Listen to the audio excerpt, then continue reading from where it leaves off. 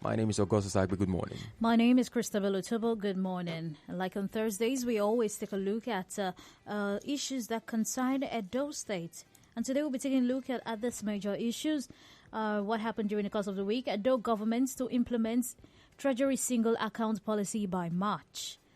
Governor Obaseki says cassava farming is critical to economic development. And then we have Obaseki vows to strengthen judiciary and enforce rule of law. And of course, Governor Obaseki seeks partnership with BDC in technical training. This will be the issues we're looking at today on Dialogue, mostly Edo issues and of course how they pertain to bettering the lives of people in this state. But let's start off with the very one of the key issues, which is of course the fact that Governor Obaseki has said he will be working tirelessly to see that the judiciary improve and put all modalities in place to see the improvement of the judicial sector in the state. Of course, we've seen how tirelessly there's been so much talk of state governors not upholding or adhering to the judgment of the court or the outcome of a particular judgment. But in this case, apparently, Governor Godwin Obaseki has vowed to strengthen the judiciary and enforce the rule of law. And as we clearly saw when he passed the budget, or when he presented rather the budget to the House of Assembly, he highlighted plans made by this state government to improve on the judiciary sector, and that of course was evident with the 600% increase in the budget allocated for the judiciary. So it's now time for us to see how this will pan out. Of course, this statement he made when, of course, the Judiciary Staff Union of Nigeria, JUSON, paid him a courtesy visit at the government house, and he clearly stated that, of course, they would invest. He was trying to let them know and let everybody know that, of course, nobody would want to come to a state where their investments were not guaranteed, or where, of course, they were not sure of security, or if need be, there's a judgment in the state it was not adhered to or enforced. And we've seen clearly how dedicated the governor is with ensuring that there is a lot of investment that comes to this part of Nigeria, to Edo State to be precise, and he is following it to the letter, dotting every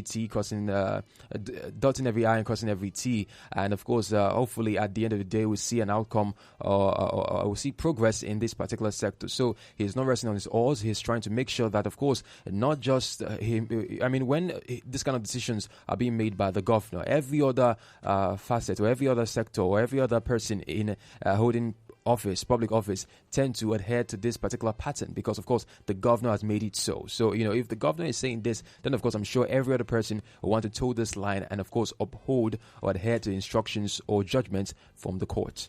Well, one thing I like about this particular system, seems like the governor is trying to cover all the base. Interestingly, when he presented this budget sometime last year, he didn't state why he had actually allocated such amounts of money to the judiciary, but then it was good to hear him come out to say that the reason why he increased the capital expenditure of the judiciary by almost 600% was just to make sure that there is more investment in the capital in the judiciary system, to make sure that the judiciary is strengthened. And why he intends to do is because, as if you remember, not too long ago we had the governor travel to China, and he came back. He told us that the reason why he traveled to China was to woo investors to come into the state and for them to come co-invest in the Gele power plant, and of course co-invest in another power plant, just to make sure that things are working, job creation goes on, just like he said in his campaign promises. He said he's trying to bring in investors into the state to create industrial parks and, of course, increase and create employment in the state. And so looking at it from another way, he was saying to the judiciary, the state judiciary, that it is all in a view to ensure sanity and enforcement of the rule of law, to provide conducive investment for investors. And what he intends to do is nobody. He knows that nobody will want to commit their money or will want to come into a state where they cannot be sure or guaranteed of their security, of their safety. I mean, nobody will, whatever race, whatever level, whatever position the person holds, you will not know that there is trouble, and you will go ahead and stay there with your family, even if you don't want to invest, let alone putting your money into things that you feel may be destroyed or may not be permanent. So he's saying that boosting the level of security in the state will definitely benefit us, in the sense that investors will feel free, will feel, we feel safe and assured to come into the state to invest. And so since he's already working on getting investors from other countries into the state, he wants to make sure that the judiciary arm is of the state is strengthened, and they can assure them of the safety of the citizens, and of course the safety of the investors too. And somehow in relation to this, 2 days ago, before the governor actually. Okay, that was the day before, 2 days ago, before the governor had this meeting yesterday. So this happened on Tuesday now. The governor also held a meeting with the state chapter of the Nigerian Legion to provide, to improve security and empower the youths. The Nigerian Legion happened to be a group of persons that he feels can help with upgrading the security level in the country. And of course, his communication with them was also to create jobs, empower youths in the state through the Nigerian Legion. And he spoke to them saying that he is ready to partner with them, talking about the celebration of the Armed Forces Day, that he was saying that he's ready to partner with them to see how they can increase the welfare of the ex-servicemen and the families of the fallen, and then increase the level of security in the state. So before he had this meeting with the judiciary, he had this meeting with the Nigerian Legion, and I think he's putting quite a lot of effort to make sure that we have enough employment vacancies, and also we have enough security. Talking about employment in the Legion, he talked about the fact that they've recruited and engrafted over 10,000 youths who are willing to discharge their duties in the area of security. So there will be an increase of security operatives in the state. So it's not just judiciary now, it's also looking at trying to improve the security situation of the country. And I remember when during the Armed Forces Day, some key ex-military men or some ex-military men who had the opportunity to speak to the media clamored for government to provide them a platform to actually show that they may be retired, but they are not tired. They would want to work for the state government and try to improve on security of the state, seen as security is paramount for every administration, every state, basically. So I believe that regardless of whatever platform the governor is putting or working with to make sure that the security and employ younger people or vibrant people, there should also be consideration for all those who were in the military before serving their fatherland or their motherland, and trying to make sure that the territorial parts of the country is safe, to give them another opportunity to serve not just the country now, but the state or their state, and make sure that they have their own impact in the state. And it would definitely be invaluable, because what the younger persons might fail to recognize, those with experience, those who have served, those who have been in the battle line before, can pick it out, can notice with their experience, and provide security basically for the state. So it's definitely a welcome development. The governor has shown that the welfare of the people, security, judiciary is paramount in his plans to, of course, better the lives of people in the state. But away from that, though, let's quickly look at the fact that there are plans to effect the TSA in Edo State before the end of the year 2017. Yes, talking about that story of the implementation of the TSA, this is the word TSA, Treasury Single Account, is definitely not something that will be new to you, because this was something we pushed for in this country. Funny enough, the implementation, or rather the proposal of the TSA, started in 2012, but we saw the full implementation as at 2016, where we had the federal government giving a deadline for every agency, every department and ministry to quickly put in and enter into the TSA. And now we're having the Edo State government saying it's putting all its measures in place to see how there can be an implementation of a TSA single account policy before the middle of 2017. Yeah. And he actually disclosed this pretty much, I think, yesterday when he was having receiving a delegation from the Central Bank of Nigeria, Benin branch. And when we hear about this, people may want to ask questions like, is this not what got us into where we are in the first place? Was this not how a lot of money was mopped up from the economy, and subsequently we found ourselves here? But the truth is, it's all just a system to increase the accountability. Now, the Treasury single account is a public accounting system, and it's a situation where every agency, every department, every single arm or office or sector that is connected to the state government actually gets to use a single account, and all the sets of accounts in the states will be linked to this account.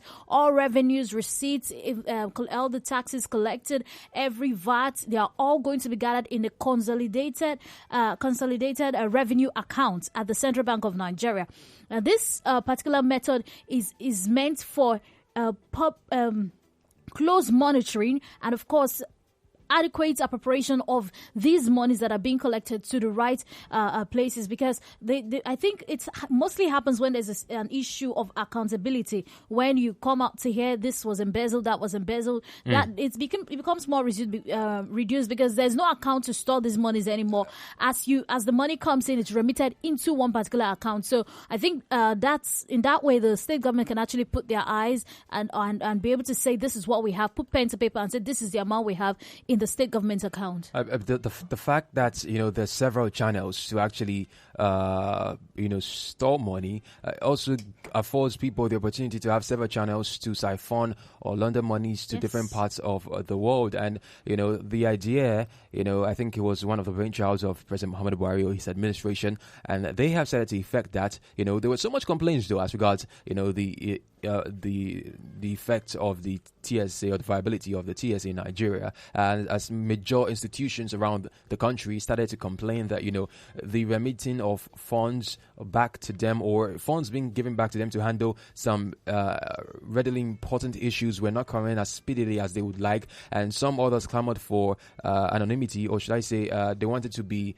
not anonymity now, they wanted to have autonomy, to be able to spend whatever monies that they make or whatever revenues they generate. And by and large though, this has aided in a huge way in curbing corruption in the country, and also the possibility that this could come to effect in Edo State with all of the monies generated via the state governments going into one single account could also afford the state with accountability, and of course misappropriating of funds would be greatly reduced, and every amount that is spent most likely during the auditing process would be understood, and you can verily say that this is what the monies were used for, and understand if there has been some slight padding of certain amounts of this money. And I feel it may not be 100% effective in reducing corruption, but it definitely will go a long way and also deter those miscreants who want to or who have been making use of the fact that there's so many channels in the state government to actually siphon or launder monies elsewhere. Well, I basically like the ideas of the TSA because the financial policy, though it was introduced in 2017, like I said earlier, we just saw a full implementation in President Muhammadu Buhari's administration. The idea of it is to consolidate all inflows from the countries, from the states, departments, agencies into commercial banks, and then they are traceable to a single account. Now, the good thing about the TSA is that it curbs all leakages, just like my partner said. Every single thing that comes into to the state government through any channel, through any ministry or any sector, all goes into that account, including surpluses, operating surpluses, transfers, donation, overpayment, tax, custom duty, all forms of receipts. They're all gathered in one particular account. So yes, there's really this fear of autonomy on the parts of the departments, agencies, and all the sectors that will have to remit money. There's sometimes this fear of maybe not having enough money to maybe run operations or run their maintenance. They need the autonomy. And so having to give everything to the government and then have to write to get money back to probably carry out one or two projects is sometimes an issue for them. If you remember, there was a case of the NPDC and NNPC are not remitting a certain amount of money. We discussed that late last year. And when we talked about the particular amount, some about 6 point something million or billion naira. And then the defense they came up with then was the fact that they did not remit this money to the TSA because they wanted to keep it for maintenance. And so there are situations like that where if an agency or department may feel threatened and feel like they need to secure some money from themselves just in case the government does not look their way. So I'm hoping that even as we're going to have this system, which is very accountable, we would also have the state government also trying to allocate monies for the proper running and, of course, effective functioning of these various departments that are remitting money. So they do not feel at the end of the day that they are giving out everything and they are dying down, but instead it will be a system of growth and whatever it is. When this department's right or this agency or sector's right, we hope that the government will be able to give them adequate ears so that they can also function well, even as they're remitting money. Anyhow, let's just quickly take about 30 seconds. They're about to listen to an excerpt of that particular conversation between members of the CBN who paid a courtesy visit to the Governor Godwin Obaseki. We also want to use this opportunity to seek your support and cooperation as we move our platform, particularly our revenue collection platform, from cash-based to an e-based system. We are implementing the TSA fully in Edo State. All the apparatus are in place. We've spoken to NIPS, we've spoken to the settlement system, and we believe that by March, beginning of March, the TSA system will be fully in place. Well, right now we're sweeping and we can see all our accounts, but there's still a few different problems which we'll come and discuss with you. All right, there you had it, the voice of the Governor Godwin Obaseki, talking about the fact that before the end of the year, before the middle of the year, actually, that policy would be implemented. And of course, the TSA will be in full effect in Edo State. But let's quickly divert our attention now to another story making rounds in Edo State, and that is, of course, the possibility or the probability of also investing not just in agriculture but in one particular commodity that is of huge value in the country and could pretend to providing so much revenue in Edo State. And of course, the Edo State government is looking at its viability critically, and that is, of course, cassava. Well, cassava is quite a very interesting cash crop and also a food crop. Interestingly, we talked about agriculture yesterday when we're looking at the federal government's, especially in the Ministry of Health, the Ministry of Agriculture, coming out to say that they want to invest a particular sum of money, about 8.6 billion naira in what you call in our Ogbono. Yes, and yes. We talked about the fact that they should have looked at other crops, and it's interesting that we are looking at something that has quite a high level of economic importance. Now, the governor, Godwin Obaseki, said that cassava farming is critical to the economic survival of Edo as a climate because, of Edo as the climate of the state is suitable for its production. All right. Cassava is highly supported here. But the soil supports cassava, the climate supports cassava. Every requirement that cassava needs can actually be found right here in Edo State, and so that makes it quite easy for us to grow. And so he's looking at a situation where we can harness that opportunity we have with cassava and go into extensive farming. And he had a meeting with the president of the Cassava Stake Association of Nigeria, SAN. The Cassava Stakeholders Association of Nigeria. Yes, I beg your pardon, Cassava Stakeholders Association of Nigeria. And the president of the national president, Benjamin Adebayo, also actually concluded that the collaboration with the Research Institute is towards hitting higher cassava tubers and, of course, enhancement of cassava production and marketing. And they in turn asked for parcels of lands across the senatorial district in the state so as to enable them grow cassava in large quantities for export. Yes, I think it's a very good way to start this agricultural diversification in the state. Because the good thing about having cassava produced massively is it doesn't only get to circulate in the state as a food crop, which makes it cheaper for us to buy here. We can also use it to produce other things, including gari. And of course, when we make quite an amount of gari, we can think of even selling to other states. We can export. We can sell the raw cassava to other states for various uses. We can even export it out of the country for production, and so this is actually a very good investment. I think they deserve. It's good that the government is looking this way, but then they should give all assistance they can to the Cassava Stakeholders Association of Nigeria. Let's see how we can give up a few of the government lands and see how we can start massive production, because this is also one good way we can create huge employment opportunities in Edo State. I want to say this, though. I don't know if it is because of the recession in the country or if Governor Obaseki and his administration are so into agriculture, and I do commend it. It is very encouraging. They understand that, of course, the prevalence of white-collar jobs is diminishing.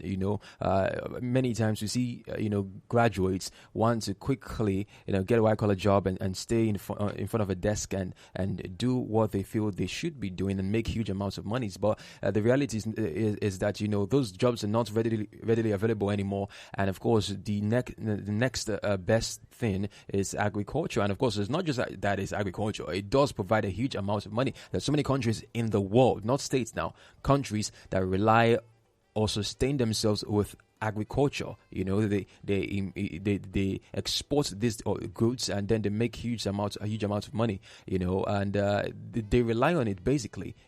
And this is what the Governor Gordon Obaseki is looking at, and his administration is focused on this. I don't know if it's an APC thing or it is Governor Obaseki's ideology, but they are investing seriously in agriculture. This is not the first time agriculture has come up, since he got into office. This is not the first time that they are planning to diversify the economy. They've been calling on young indigenes of the state to take up agriculture seriously. And, the fact that the Cassava Stakeholders Association took decided to leverage on this opportunity to visit the governor and talk about the possibility of having this produced massively after cultivating it, and then of course clamor for the needs of clamor for lands being afforded them so they could start up a massive cultivation of this product is quite welcome. It's commendable. And of course, I'm sure Comrade Philip Shaibu, the deputy governor who stood in for the governor, Obaseki, explained that, there's this administration's desire to see agriculture thrive. And of course, not just in cassava, but in so many other produce. And if this happens, we could be looking at Edo State not, depending on being in one of those oil producing states or, those states that have to depend on natural resources to survive, but then not just tax to it. A lot of people say those states a civil service state, but then we could also depend on agriculture and watch our revenue flourish and improve. So just before we continue to talk or deliberate on this issue, let's quickly listen to an excerpt of that particular meeting between the Cassava Stakeholders Association of Nigeria group and, of course, the Deputy Governor, Comrade Philip Shaibu. Agriculture is critical to the economic well-being and the economic survival of Edo State. From Edo South to Edo Central to Edo North, the soil is so rich for different crops that we want to grow. Is it in the fruit industry that Edo Central will not do well? Is it in oil palm that Edo South will not do well? Or is it in granite that Edo North will not do well? Or cassava? Is it in cassava Edo South, Edo Central will not do well? You discover that all the crops that form the food that we eat, Edo State is endowed not only with the soil, but with the climate advantage. All right. All right. It's a very good one. The truth is, when we take a look at the basic of people, talking about food, shelter, clothing, I'm trying to answer your question on why it seems that we're so focused on agriculture now. When we take a look at the needs, basic needs of man, food, shelter, clothing, these can all be provided and catered for through agriculture. Through agriculture, you get to provide food. Through agriculture, you get to provide shelter because the development of plants into trees is definitely going to provide you wood for production. And through agriculture, you get to produce and provide clothing for yourself. So going back, it seems like we're going back in time and looking at where we failed as a country, where we missed it. Recession for Nigeria, the falling of Nigeria's economy all began from the period we started depending more on investing, importation, depending more on foreign goods than producing in our own country. To a point where even what we can refine, we would give it out, let them refine it for us and buy it back. And that's how we got where we are today. So going back to agriculture is a good way to kickstart our economy again. This is going to generate this is going to help us with generating internal revenue as a state and then as a country. And then another good thing is in the provision of food, shelter, clothing, through agriculture, you get to provide jobs. And so I think this may be what both the federal government, even though they've said a lot of things about it, but they don't seem to have made much on the implementation. But then we're seeing the state government also trying to make a move. I think this is what both governments have looked at. And they have discovered that this is the way to provide food, shelter, clothing, and jobs in provision of food, shelter, clothing. So I think this is pretty much what they're looking at right now. Of course, in terms of this, well, if you look at this administration critically, they have been very adamant as regards how they want to provide jobs for people in the state. Like, his campaign promise was 200,000 jobs, and he has said that they could surpass that particular number. And only a short while back, I think it was 2 days ago actually, or yesterday, the state governor, Governor Obaseki, called for partnership with the Benin Electricity Distribution Company, BDC. And of course, he thanked the Benin Technical College for their technical training for at least 2,000 youths in this state. And, if you look at this, 2,000 youths already been trained. And of course, then, they already have that technical know-how and their skill set has improved. And of course, that is, invariably 2,000 jobs for some people. When they, decide to become entrepreneurs of their own, they also, in their own way, employ more persons to work for them. So, this administration is really keen on, providing jobs like they promised. And we could see that number, that 200,000, so been clipped before the end of 2017 or before the expiration of the 4-year tenure of Governor Gordon Obaseki. But all in all, what we can say is that, we can't give a scorecard, for this administration until, of course, we start to see implementation of all of these policies. Because right now we're still in talks, yeah? Basically, they're still in the infancy stage. And of course, we want to see all of them, work. And at the end of the day, we can say, fine, this administration has done well, or, it has fallen short of the promises it made. But anyhow, that is all we're looking at today on Edo Issues on Dialogue. Today, 19th day of January 2017. It's time for us to get your contributions. Call the number 0706-263-9075 or call 0903-939-4427. We beg of you, we ask you to refrain from attacking fellow callers, and please do not make derogatory remarks or incite public fear or panic. Dear caller, KUFM appreciates your contributions and comments on its platforms. Thank you. Far too kind. We would ask that in making your contributions, desist from personal attacks or insults on other individuals or callers. Do not insult the sensibilities of other individuals. Endeavor to stick to the topic of discussion without unnecessary diversions. Be constructive rather than destructive. All good opinion counts. Make your comments brief and straight to the point. We will not tolerate insults or personal attacks on others. This is in order for us to serve you better. Thank you as you obey these rules. Remember, every caller is a presenter talking to an audience. Don't just be a caller, become a good one. Hello, good morning. Good morning, Christabel. Welcome. It's Amosifo on the line. All right, please go ahead, Amosifo. Yeah, I think I've listened critically to what you are discussing this morning. I think Obaseki has done really well, our amiable governor, going to China and visit other European countries to try to lure investors here to Edo State, which is a very, very commendable one. All right. From what we have on ground, you can see the state is wearing a very beautiful look, which is highly commendable. But some of my colleagues, especially myself, is a little bit having concern. I think in the area of this job creation and creating companies that is coming to Edo State, creating companies, I think the government must find the will to look at some of those industry that government have XYZ shares, as the case may be, like Nigeria Airways, fertilizer blending plants, fruit juice factory, what really makes them to fail. Because for my own advice, I think government should create the enabling environment. Okay. Government should not have a penny share in all the things is going to, the kind of job is going to create in Edo State, whether from the power to the agricultural industry. Because if it's all 100% private driven, I think Nigeria will put in their best. Because if you look at the statistics what we have on ground, the private settings have to do well more than when the government have an interest.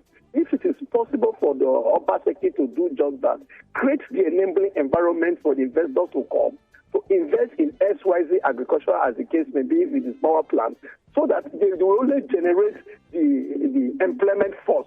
Maybe like the workers that is going to work on that factory, like what you said, trained in the Benin Technical College. Just create those ones. Then after graduating, they will send them to XYZ factory, as the case may be. But it should make sure that those states do not have stake in one share in those areas, because if we decide to roll the tape back, my brother, we'll find out that the reason all these companies face is just like the Lucky Benin administration. It was a lovable one that creates the fertilizer blending plant and the fruit juice factory at Eho, which was a beautiful one. But because government has share in it, my brothers and sisters that work there, they collapse the industry. We don't want that kind of factory here in Edo State. What we want it viable, so that by the time he leaves office, it will not be a political show. By the time he leaves office, the factory will remain and the workers will remain. That's the kind of leadership quality that we want, that the kind of job I want my people to get. All right, thank you. Have a wonderful day, my All right, thank you so much. Hello, good morning. Hello. All right, of course, you can also send us an SMS on the SMS platform 0807 400 9076. Hello. Hello, good morning. Good morning to you. Just walk away from the radio set. Okay, I've done that. All right, go on. Yeah, this is Aigbe from Benin.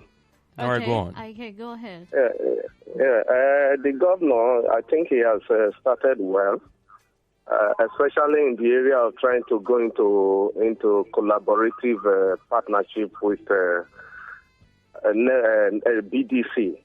All right. But even as we speak, there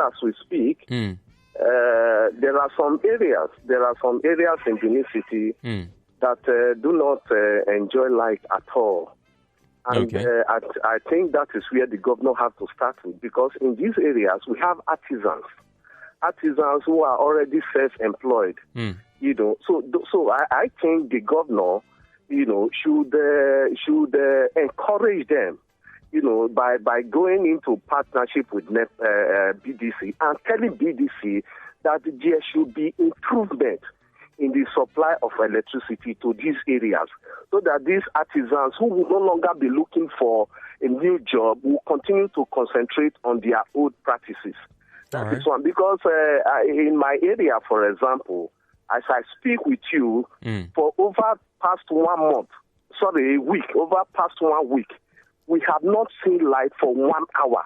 We have not seen light for 1 minute. To go close to the police station. All right. When you enter through Ago. Okay. And if you look at Otobo from that Ago junction down to Ago Market, Okay. it's a long road where you have artisans on both sides. As I speak with you, for the past 1 week, we have not had light for 1 second. So you see people in that area, even though they have borehole, those who have cars, every morning they load their jerry cans into car, going to areas to go and fetch water they are going to use domestically. So this is one area I would like the governor, our governor to come in so that those people can be enhanced. If they get constant electricity, that will boost their job. All right. Thank you and have a good day. Thank you so much for that contribution. All right. If there's power, of course, we would see definitely more investors wanting to invest in the state or in the country because, of course, power is a crucial part of any economy. But anyway, let's try to get more calls. 0706-263-9275 or call 0903-939-4427. Remember, you can also send us your reactions or comments. Tweet us on Twitter at KUFM Nigeria, and of course on Facebook. It is facebook.com/KUFM Nigeria. Do also send us an SMS on the SMS platform 0807-400-9076. All right, let's go ahead. If you have messages, you can, of course, call it. But I think concerning what the last caller said, there's definitely the need, the necessity for us to look into the issue of light because we cannot have these industries coming and they'll be running on petroleum because that would really increase the cost of production. Especially at the rate at which it's going for. Yes. And when there's a scarcity, it goes up. And, of course, they would want to balance the books. And then, of course, they increase the price of their services, and it affects again the common man who is supposed to benefit from all of this largesse. Very true. Anyhow, let's get this call. Of course. Hello, good morning to you. Anyhow, we lost that one there. Yes, so definitely power is very important in the economy, and I wish that if we had constant power, or maybe not constant, maybe 3 days out of a week, guaranteed power, we would not be where we are right now in the state or in the country. Industrialization would have greatly and tremendously improved in Edo State. Yes, I definitely agree with you. All right. Hello, good morning to you. Good morning, Christabel. Welcome, sir. Yeah, Engineer Uche is my name. Oh, please go ahead. I want to align my voice with some other callers. All right, go on. Development, the governor has embarked on. Mm-hmm. But this collaboration, one thing I want to say, if we have to put the sharing in percentage, it will do the state well for the state government to have a higher percentage of input in whatever they want to do in this sort of collaboration, because if you leave the higher degree of percentage to the so-called power generators, they will thwart the effort. For the state government, taking the bull by the horn, they should have the higher side of the input. Why I'm saying this, for instance, there are some states that... Oh boy. So sorry. We lost that one there. Let's see if we can squeeze one more call in before we wrap up on the show today. Basically, we're talking about Edo issues, but a quick one though. We're getting reports apparently that Yahya Jammeh of Gambia has refused still to leave office, and irrespective of all of the warnings he's been getting or the persuasion he's been getting from the ECOWAS members and of course different states, different presidents, African Union. Yeah, he is relentless and he is persevering, saying that he would, still be the governor of Gambia, and a lot of people have gone to pay him a visit. In fact, the Mauritanian president Mohamed Abdel, tried to have a last-minute dialogue with him before today, which is Thursday, which was the ultimatum he was given to step down. But apparently that has failed, and he has come out to say he feels that Jammeh will not be living or accepting a peaceful solution, so they may have to rely on a more aggressive approach to the issue. And of course, we know that Senegalese troops are already stationed at the Gambian border.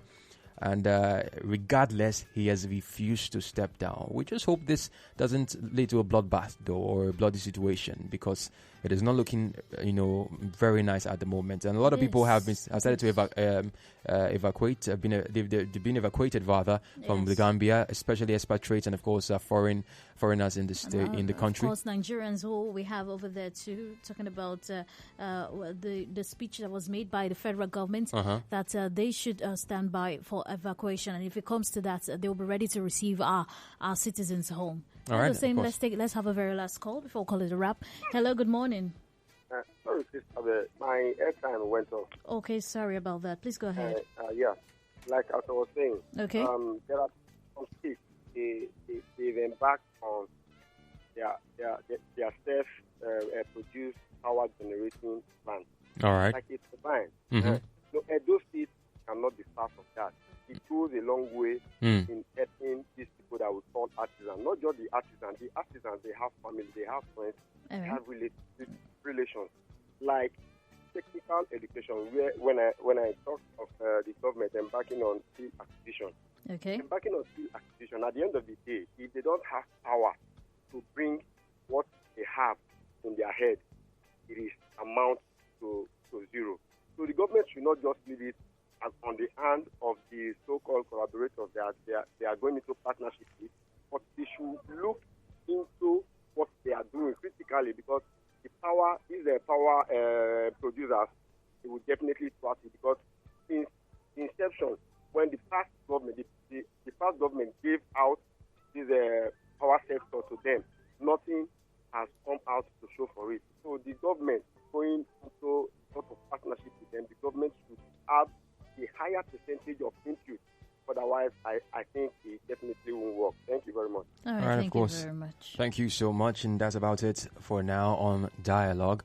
We'll be here again tomorrow for the review of the show Dialogue. But interestingly, it could be all talk of Gambia tomorrow, depending on the outcome of how it pans out later on today.